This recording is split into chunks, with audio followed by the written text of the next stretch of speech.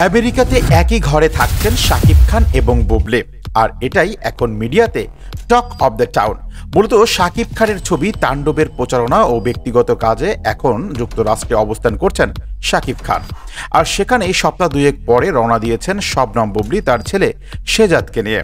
আর সেখানে গিয়েই শাকিব খানের সঙ্গে দেখা করেছেন বুবলি শাকিব এটা নিশ্চিত করেছেন। তিনি গণমাধ্যমকে বলেছেন, আমি আমার ব্যক্তিগত কাজে এবং সিনেমা তাণ্ডবের প্রচারণায় অবস্থান করছি আমেরিকাতে।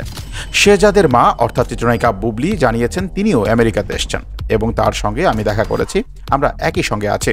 আমি মূলত সবার কাছে মেগাস্টার সুপারস্টার হলেও আমার দুই ছেলের কাছে আমি তাদের বাবা। কাজের চাপে খুব একটা ভালো সময় দিতে পারি না ওদের। এর আগে যুক্তরাষ্ট্রে আব্রাহামের সঙ্গে অনেকটা সময় দিয়েছি, আশা করছি এবার শেহজাদের সঙ্গে একইভাবে স্মৃতি রেখে যেতে পারবো যুক্তরাষ্ট্রে। এর আগেও শাকিব খান একই কথা বলেছিলেন।